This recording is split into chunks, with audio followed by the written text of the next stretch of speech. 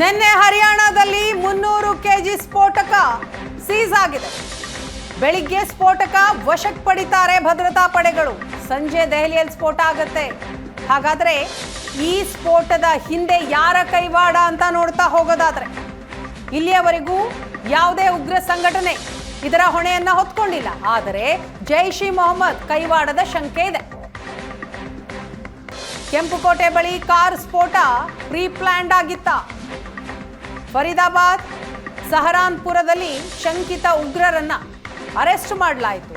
ನಿನ್ನೆ 3 ವೈದ್ಯರು, terror doctor ಸೇರಿ 11 ಉಗ್ರರನ್ನ ಅರೆಸ್ಟ್ ಮಾಡಲಾಗಿದೆ. ಸದ್ಯ ಬಂಧನ ಆದವರನ್ನ ತೀವ್ರ ವಿಚಾರಣೆಗೆ ಒಳಪಡಿಸಿದ್ದಾರೆ ಪೊಲೀಸರು. ತನಿಖೆಯ ಬಗ್ಗೆ ಇದುವರೆಗೂ ಯಾವುದೇ ರೀತಿಯ ಮಾಹಿತಿಯನ್ನ ಬಿಟ್ಕೊಟ್ಟಿಲ್ಲ.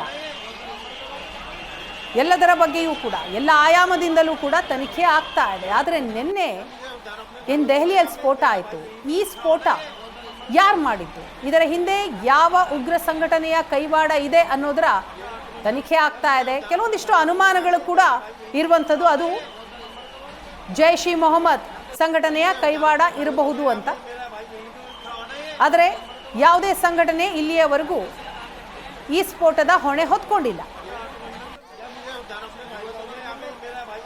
ಈ ಬಗ್ಗೆ ಡೀಟೇಲ್ಸ್ ಕೊಡ್ತಾರೆ ನಮ್ಮ ಪ್ರತಿನಿಧಿ ಮಂಜು, ಡೆಲ್ಲಿಯಿಂದ ಲೈವ್ನಲ್ಲಿದ್ದಾರೆ.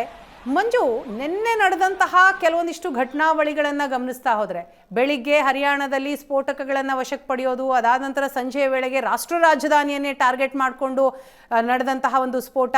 ಸೊ ಸ್ಫೋಟಕ್ಕೆ ಮೊದಲೇ ಉಗ್ರರು ಪ್ರೀ ಪ್ಲಾನನ್ನು ಮಾಡ್ಕೊಂಡಿದ್ರು, ಉಗ್ರರ ಸಂಚಾಗಿತ್ತು ಅನ್ನೋದು ಸ್ವಲ್ಪ ಮಟ್ಟಿಗೆ ಕ್ಲಿಯರ್ ಆಗ್ತಾ ಇದೆ ಈಗ. ಹೌದು ವೀಣಾ, ಅಂತಂದ್ರೆ ಇಡೀ ನಿನ್ನೆಯ ದಿನದ ಒಂದು ಸೀಕ್ವೆನ್ಸ್ ಅನ್ನ ನಾವು ನೋಡಿದಂತ ಸಂದರ್ಭದಲ್ಲಿ ಈ ಕೃತ್ಯ ಉಗ್ರರಿಂದಲೇ ಆಗಿರುವಂತಹ ಸಾಧ್ಯತೆಗಳು ಹೆಚ್ಚಾಗಿದ್ದಾವೆ. ಇದೊಂದು ಭಯೋತ್ಪಾದನಾ ಕೃತ್ಯ ಅನ್ನುವುದಕ್ಕೆ ಅಂತ ಹೇಳ್ತಾ ಇದ್ದಾವೆ ದೆಹಲಿಯ ಪೊಲೀಸ್ ಮೂಲಗಳು.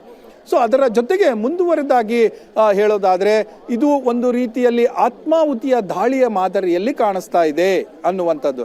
ಯಾಕೆ ಅಂತ ಅಂದ್ರೆ, ಯಾವಾಗ ನಾನು ಆಗ್ಲೇ ಹೇಳ್ತಾ ಇದ್ದೆ, ಡಾಕ್ಟರ್ ಮೌಜಾಮಿಲ್ ಅವನು ಕೂಡ ಪುಲ್ವಾಮಾದವನು ಡಾಕ್ಟ್ರು. ನಿನ್ನೆ ಅರೆಸ್ಟ್ ಆದಂತ 3ರಲ್ಲಿ ಅವನು ಕೂಡ ಒಬ್ಬ ಇದ್ದಾನೆ. ಅವನ ಮನೆಯಲ್ಲೂ ಕೂಡ ಸುಮಾರು 2900 ಕಿಲೋ ಅಷ್ಟು ಸ್ಫೋಟಕ ಸಿಗುತ್ತೆ. ಸೊ ಇದೆಲ್ಲವನ್ನ ನೋಡಿದಂತಹ ಇವನು ಕೊನೆಯ ಅಸ್ತ್ರವಾಗಿ ತಾರೀಖ್ ಈ ಕೃತ್ಯವನ್ನ ಮಾಡಿರಬಹುದು ಅಥವಾ ಮಾಡಿಸಿರಬಹುದು ಅನ್ನುವಂಥದ್ದು ಗೊತ್ತಾಗ್ತಾ ಇರುವಂತದ್ದು.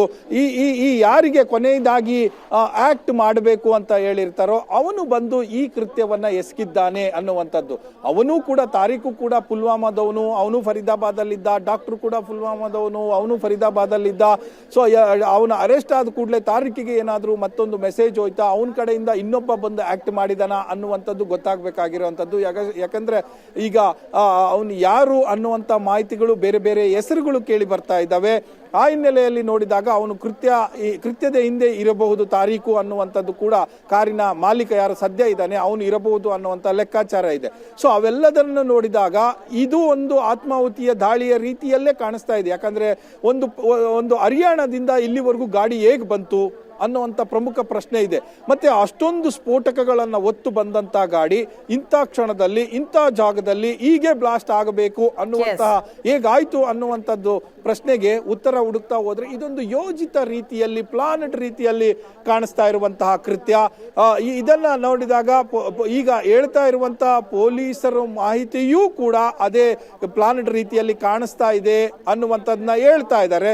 ಆದ್ರೆ ಅದು ಎಷ್ಟರ ಮಟ್ಟಿಗೆ ಸತ್ಯ ಅನ್ನುವಂಥದ್ದು ಇನ್ನೊಂದಷ್ಟು ಸಾಕ್ಷ್ಯಗಳು ಗೊತ್ತಾದಾಗ, ಅಥವಾ ಇದಕ್ಕೆ ಒಂದು ಸಾಲಿಡ್ ಎವಿಡೆನ್ಸ್ ಅನ್ನ ಹುಡುಕಿದಾಗ ಅದರ ಜೊತೆಯಲ್ಲಿ ಈಗ ತನಿಖಾ ಸಂಸ್ಥೆಗಳು ಒಂದಷ್ಟು ಮಾಹಿತಿಗಳನ್ನ ಹಂಚ್ಕೊಳ್ತವೆ. ಸರ್ಕಾರವೂ ಕೂಡ ಹೇಳುತ್ತೆ ಏನು ಎತ್ತ ಅನ್ನುವಂಥದ್ದು. ಇವತ್ತು ಒಂದು 12 ಗಂಟೆಯ ಹೊತ್ತಿಗೆ ಅದರ ಬಗ್ಗೆ ಸ್ಪಷ್ಟ ಚಿತ್ರಣ ಸಿಗ್ತಾ ಹೋಗುತ್ತೆ.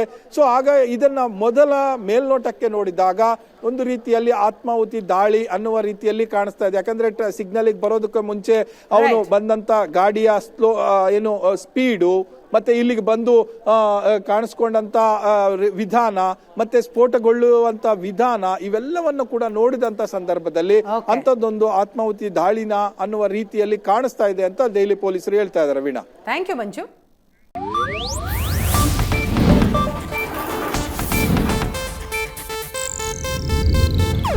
ಇದು ಏಷ್ಯಾನೆಟ್ ನ್ಯೂಸ್ ನೆಟ್ವರ್ಕ್ ಪ್ರಸ್ತುತಿ.